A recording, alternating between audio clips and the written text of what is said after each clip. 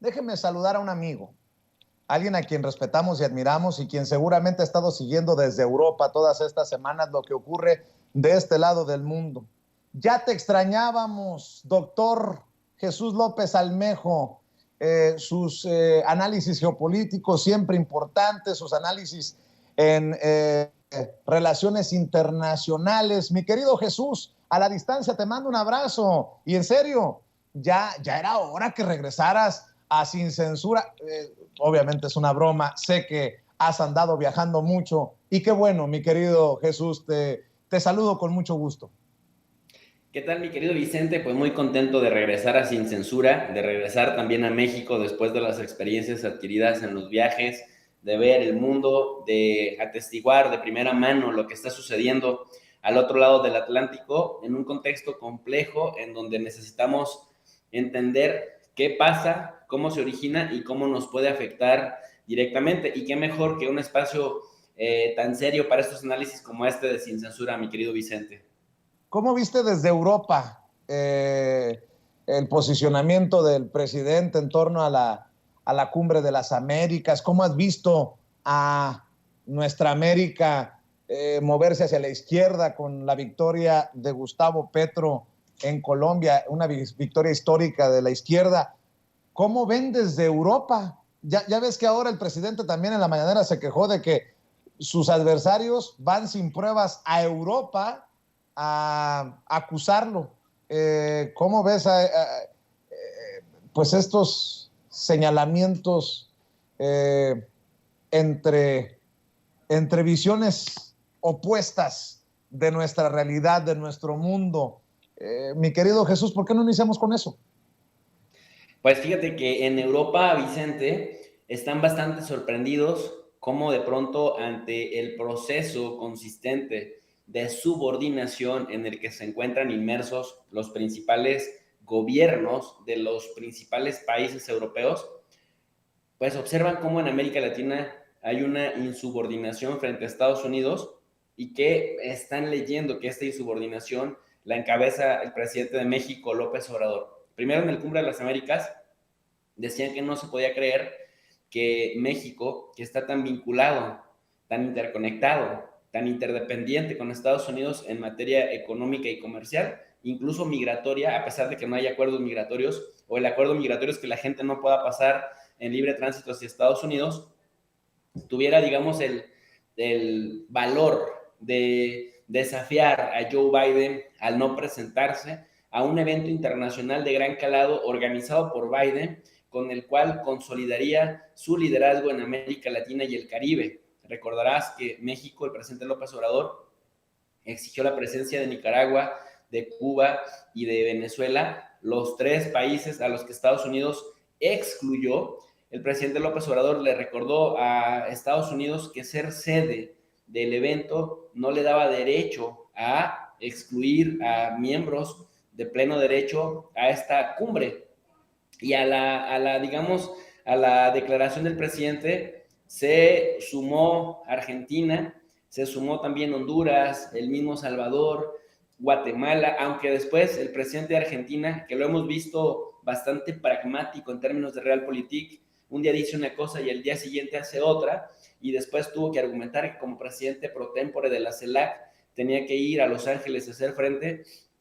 Bueno, finalmente 14 países del Caribe dijeron, si no va el presidente López Obrador, por las mismas razones que está exponiendo, tampoco nosotros vamos a ir a legitimar un evento que al final terminó siendo deslucido, una cumbre de las Américas sin las Américas, en donde, por cierto, aunque no era de América, fue también una delegación de observación española,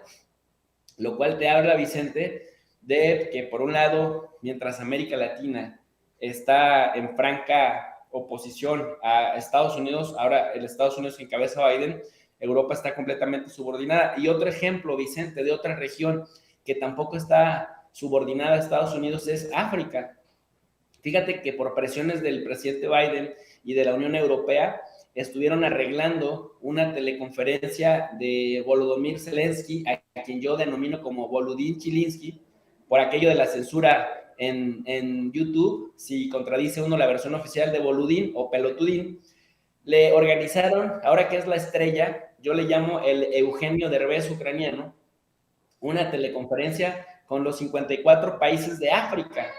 Bueno, pues 51 lo ignoraron, no se presentaron y nada más tuvieron que ir 4, los más subordinados, los más vulnerables. Pero eso te habla de que incluso un continente que está fuertemente presionado por Europa, fuertemente amenazado por Estados Unidos,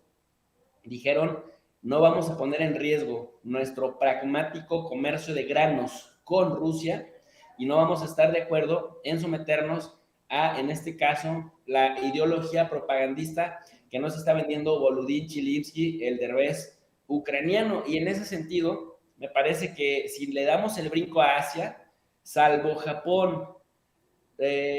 salvo Corea del Sur, que están también ocupados militarmente por Estados Unidos, y digo ocupados porque en realidad, aunque se dice que hay una colaboración militar, hay una cooperación en materia de transferencia tecnológica, la realidad es que Estados Unidos, con sus 40,000 soldados en las bases de Corea del Sur, pues es una ocupación militar de facto consentida por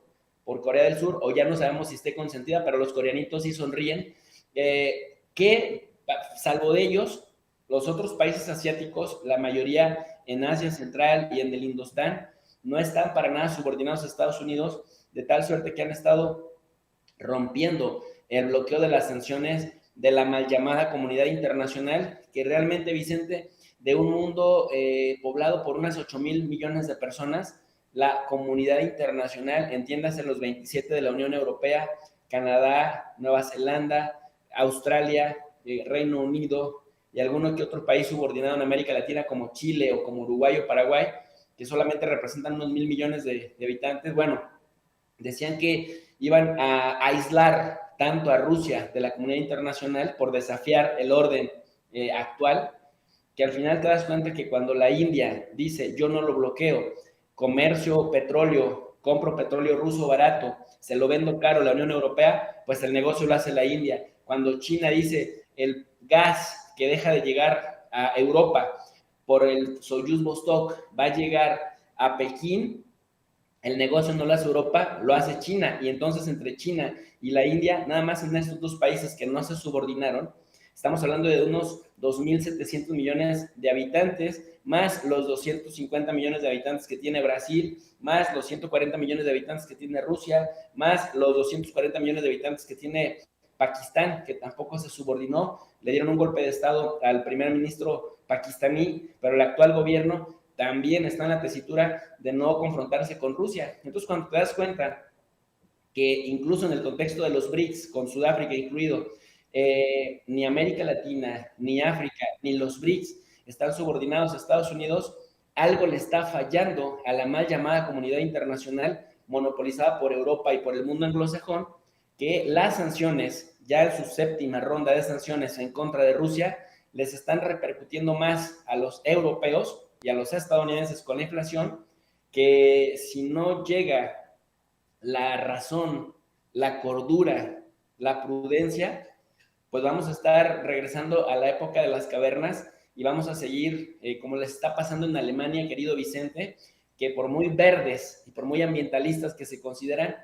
hablando de verdes, el Partido Verde alemán, que resultó ser muy woke, muy progre y muy belicista, están reconociendo la necesidad de que Alemania nuevamente empiece a explotar el carbón, en este caso el lignito, que es el más contaminante, pero es una medida de apuro, realmente, una medida de emergencia para poder depender en menor medida del gas ruso, porque los alemanes sí pueden sancionar a Rusia,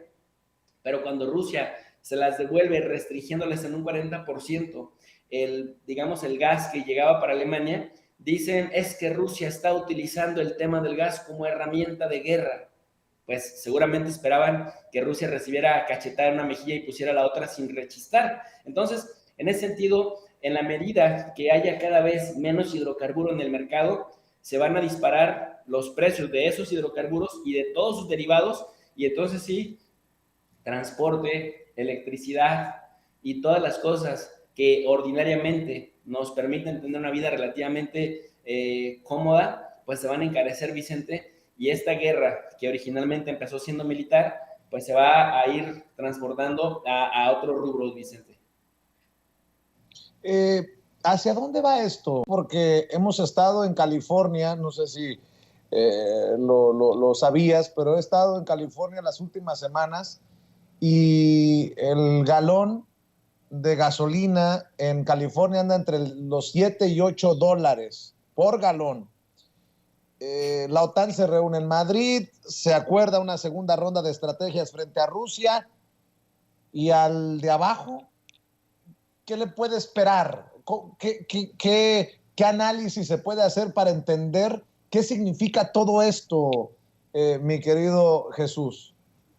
Mira, Vicente, pues si empezamos a observar cómo se dispara la inflación en los países occidentales principalmente, y por ende en México, que tenemos una interconexión, una interdependencia compleja muy fuerte con Estados Unidos, y que de hecho se está anunciando la inflación récord aquí en México también en 7.8% de los últimos 14 años, pero considerando que en Estados Unidos es de 8.7%, que no se había dado en 40 años, y si observamos, por ejemplo, la inflación promedio de Europa, que está por los 10%, y que los países más importantes como Alemania están en el 9%, España que está en el 11%, pues eso nos habla de que finalmente hay leyes del mercado que sí se están cumpliendo, esas que dicen que a menor producto en el mercado con demanda inelástica, pues los precios finalmente se disparan. ¿Y qué significa la demanda inelástica? Es la demanda que se da por bienes de consumo o por servicios que son indispensables para nuestra vida cotidiana. Entonces, si quitas la variable petróleo y sus derivados, diésel, gasolinas y otros componentes con los que podemos tener acceso a teléfonos, computadoras, etcétera, eso implica que la gente de todos modos los está consumiendo a pesar de que el precio se dispare. Pero llega un momento en el que la gente, el comprador, ya no tiene la capacidad adquisitiva para adquirirlo y empieza, digamos, una crisis muy importante. ¿Qué es lo que estamos viendo en Estados Unidos? En Estados Unidos empezaron con una lluvia de encuestas, ya sabemos cómo se las gastan las encuestadoras tipo Mitofsky, que son súper mentirosas, diciendo que el estadounidense promedio, que hasta el 70% de los estadounidenses, cosa que me parece que es mentira, Vicente, tú que tienes conocimiento de la vida en California y en Illinois, me podrás desmentir o afirmar que hasta el 71% de la gente prefería pagar el doble de gasolina, el doble en diésel y el doble en electricidad con tal de aguantar el proceso sísmico de las reacciones a las sanciones de Rusia, pero la idea era castigar a Rusia lo suficientemente fuerte como para debilitarla por sus acciones en Ucrania. Es decir, que el estadounidense de a pie, el estadounidense promedio, sí estaba dispuesto a sacrificar su bolsillo en las necesidades básicas con tal de ver a Rusia hundido, y que esto era lo que le daba valor a Joe Biden para mandar primero 14,000 millones de dólares de apoyo a Ucrania, después 40,000 millones más, y ahora últimamente, a pesar de que la inflación ya se le disparó otra vez, decir que otros 1,000 millones de dólares no le caen mal a Ucrania con tal de debilitar a Rusia. Entonces, a tu pregunta concreta de hacia dónde vamos, me parece que en la medida que no venga la prudencia, esto que decía el presidente López Obrador también hace no mucho, que la política era para acordar y no para azuzar al adversario, para dialogar y negociar y no para acosar al adversario, me parece que se nos van a descontrolar muchas variables que nos van a llevar a un punto de no retorno en donde el sistema económico, político, internacional, como lo conocemos, difícilmente va a ser muy complicado volver a él. Ya lo decía Vladimir Putin. Vladimir Putin en el Foro Económico de San Petersburgo, que tuvo lugar hace una semana, justamente en esta ciudad que, por cierto, es la más importante económicamente hablando de Rusia,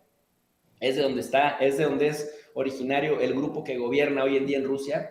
decía, en la medida que Europa, subordinada a Estados Unidos, siga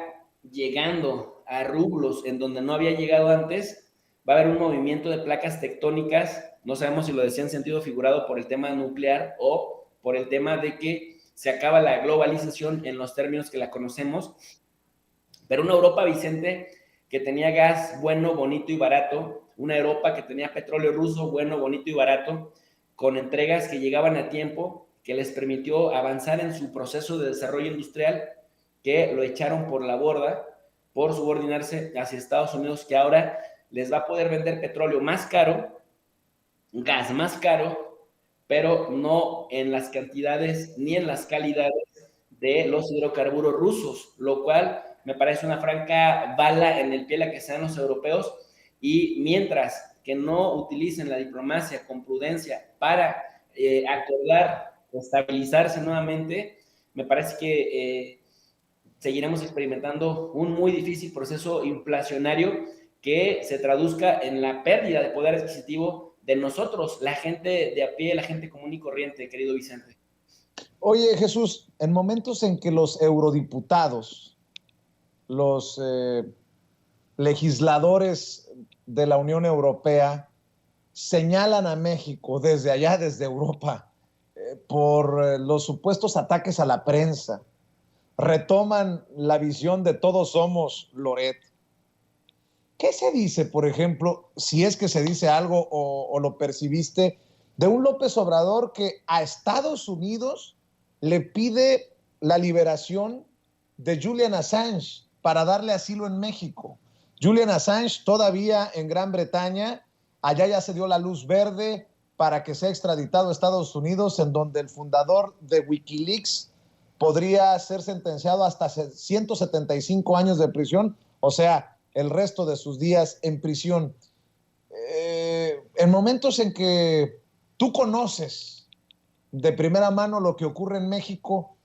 no sé si lo puedas contrastar con lo que se informa o se dice por allá en Europa, si es que se dice algo de este López Obrador que está bajo ataque de los conservadores desde Europa y que seguramente callan ante esta arbitrariedad sobre el caso Julian Assange. ¿O tú qué piensas? Mira, en Europa lo que he observado es que hay una pérdida de credibilidad en sus políticos. Si bien es cierto que, por ejemplo, a Boris Johnson en el Reino Unido no lo lograron pues derrocar, es decir, que el impeachment finalmente terminó favorable para su causa porque tenía mayoría conservadora en el Parlamento británico. Lo cierto es que en estas elecciones que acaban de ocurrir salió completamente debilitado el Partido Conservador justamente por defender a toda costa las incoherentes políticas que además las violó el mismo Boris Johnson. En Francia, por ejemplo, lo hemos visto en la segunda vuelta parlamentaria que le da la conformación definitiva al Parlamento francés. El presidente Macron quedó completamente debilitado porque perdió 100 curules, es decir, de 577 lugares que tenía en la Asamblea Nacional, solamente logró la mayoría simple, que es decir, no logró el 50% más uno, pero logró una mayoría, pues ahora sí que más amplia que los demás, pero creció Le Pen, creció de 8 curules a 89, y creció también Mélenchon, que ahora se convierte en la principal fuerza opositora de Francia, y esto va a generar que ese Macron fuerte, que gobernaba con 353 curules, que podía hacer lo que quería porque tenía mayoría relativa, pues ahora va a tener que negociar hasta lo más mínimo con Le Pen y con Mélenchon. Y, por ejemplo, cuando volteamos hacia el escenario español, España está en la calle de la amargura. El Partido Conservador también está muy debilitado. Y por otro lado, pues a Pedro Sánchez lo ven como un títere de Estados Unidos o como un títere de Berlín al que nadie respeta. En Alemania, Olaf Scholz está haciendo que se extrañe fuertemente a Angela Merkel por la simple y sencilla razón que le dio al traste, Vicente, a todo lo que Angela Merkel había defendido con uñas y dientes, que era, por ejemplo, garantizar la soberanía energética de Alemania con el Nord Stream 2. Ahora Olaf Scholz lo paró para sancionar, fíjate, para sancionar a Rusia, pero ahora que Rusia le quita el 40% del flujo de gas por el Nord Stream 1, está pidiéndole sacrificios a su gente para que no se bañen, para que utilicen responsablemente la energía, para que utilicen lo menos posible el carro, para que utilicen lo menos posible el transporte público. Es decir, una cantidad de incoherencias tremendas que han hecho que esta alianza entre los verdes, el Partido Socialdemócrata y los liberales en Alemania caiga completamente, y me parece que aunque apenas lleva 6 meses de gobierno, Olaf Scholz tiene sus días contados al frente. Y ya de Bélgica, que es chiquito, de los demás países que son periféricos, pues ya ni hablamos, porque francamente hay una Europa bastante dividida en sus entrañas, porque pues perciben que sus gobernantes han estado utilizando más su poder político para arrodillarse frente a Estados Unidos, el cual casi no pagaría ningún plato roto de lo que suceda con Rusia, y por otro lado, pues son los que tienen que lidiar con los refugiados ucranianos, y tienen que lidiar también con los impactos negativos del alza de precios y también del recorte de hidrocarburos por confrontarse con Rusia cuando no era necesario, cuando tenía que haber respetado los acuerdos de Minsk. ¿Qué dicen del presidente López Obrador allá en los medios de comunicación? Que es un reaccionario,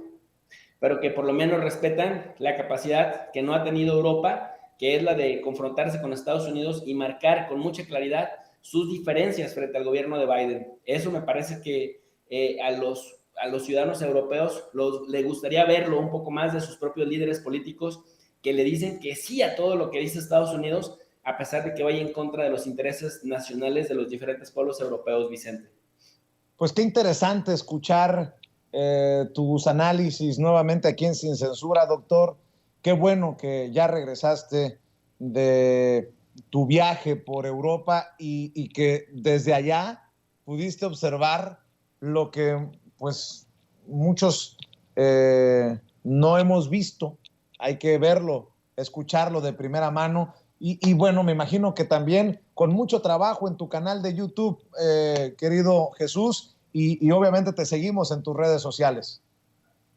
Así es, querido amigo, pues quiero invitar a la gente de Sin Censura a que nos acompañen también en el canal de Tu Profe DRI. Fíjate, Vicente, que recibimos un correo de YouTube, un correo oficial de AdSense, de Google AdSense,